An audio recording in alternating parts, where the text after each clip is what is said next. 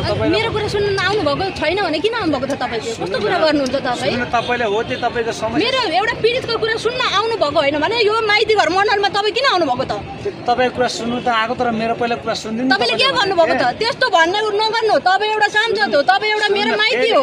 बुझ्नुभयो नि हो चेली भनेर म यहाँ आइराछु पीडामा म छु तर तपाईले यो रोडमा मेरो पीडा सुन्न आउनु भएको होइन भने तपाई किन आउनु भएको त सुन्नु न फेरि तपाई उयो नगर्नु नभए तपाईले के भन्दैछ भने यहाँ उले तपाईले भनेको सबै मैले भन्दिए हो सबै भन्दिए भने पछाडि त्यो मान्छेले मैले बोलाएको छु हजुर तपाईको जो समस्या त्यो मान्छे तपाई नआइकन त्यो के थाहा परे सुमन थापा तपाईँ नउठ्ने तपाईँ यहाँ आएर मात्रै तपाईँ माग मुद्दा के छ तपाईँ सुनेर मात्रै उठ्छ अरे मैले मेरो माग मुद्दा भनेको पहिलो नम्बरमा उपचार 16 महिना 17 महिना भयो अस्ति 22 गते 17 महिनासम्म त्यसले के हेरेर बस्यो त्यसले घटना घटेपछि त्यसले उपचार गर्नु पर्छ नि कुरा मैले भने त्यसले के हेरेर बस्यो मेरो कुरा तपाईले मेरो कुरा सुन्नु तपाईले विकल्प के रहन्छ हो नि तपाईँ यहाँ बसिरहनु भने झन् तपाईँको स्वास्थ्य यहाँ नबसेर म कहाँ जाम त त्यो सुन्नु न मेरो कुरा छिन् तपाईँ के गर्नु भने मैले त्यो मान्छेलाई फोन गरिदिएको छु सिडिओलाई फोन गरेँ एसपीलाई त्यहाँको हाकिम साहब प्रहरी हाकिम साहबलाई मैले फोन गरेपछि पटक छलफल भएको भयो भने त्यो मलाई देखाएको छैन नि त त्यहाँ के भएको छ मलाई थाहा छैन तपाईँले म के भन्छु भने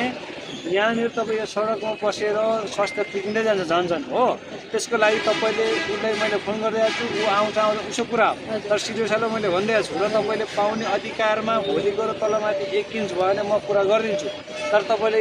तपाईँको चाहिँ अब नीति र विधि अनुसार के छ सबै तपाईँले मुद्दा पनि चलिरहेको छ तपाईँको त्यहाँ हो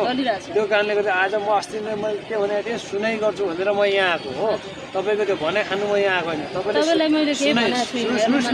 सुन्नु न तपाईँको चाहिँ साँच्चै नै अन्यमा परेको हो दुःख पाएको हो मेरो जिल्लाको चाहिँ चेली भनेर म आएको कुरा बुझ्नु हो नत्र यहाँ सडक किन आउनु पर्थ्यो म होइन तपाईँको न्याय तपाईँ आउनु भनेर तपाईँलाई मैले कुनै केही पनि भनेको छुइनँ तपाईँ यो रोडमा म किन आउँथे त भनेपछि मात्रै मैले त्यो जवाफ म किन आउँथे तपाईँको न्याय होस् भनेर म आएको होइन र तपाईँले के भन्नु तपाईँको पीडा बुझ्न म यहाँ आएको भन्नु पर्ने ठाउँमा तपाईँले के भन्नुभयो त अहिले कुरा प्रश्न सुन्नु अब तपाईँले के बुझ्नु भने अब तपाईँले म सडकमै बस्छु जीवनभरि भन्नुहुन्छ नि तर केही पनि लाग्यो त लागेन नि त तर तपाईँले चाहिँ ठिक छ मेरो जिल्लाको सांसद हो जनप्रतिनिधि हो मैले तपाईँले पनि केही पहल गरिदिनु भन्नुहुन्छ नि म गरिदिन्छु भन्नुपर्छ भने होइन तपाईँले गर्नुपर्छ कि एउटा चेलीबेटी एउटा रोडमा आएर बसिरहेको छ यसलाई मैले कसरी न्याय दिलाउनु पर्छ भन्ने कुरातिर तपाईँले लाग्नुपर्छ मैले भन्नुभन्दा पनि तपाईँले लाग्नुपर्छ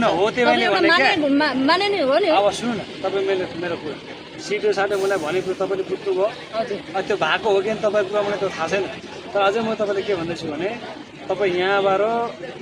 आफ्नो अडान ऊ आउनुपर्छ भन्नु त्यो पनि ठिक छ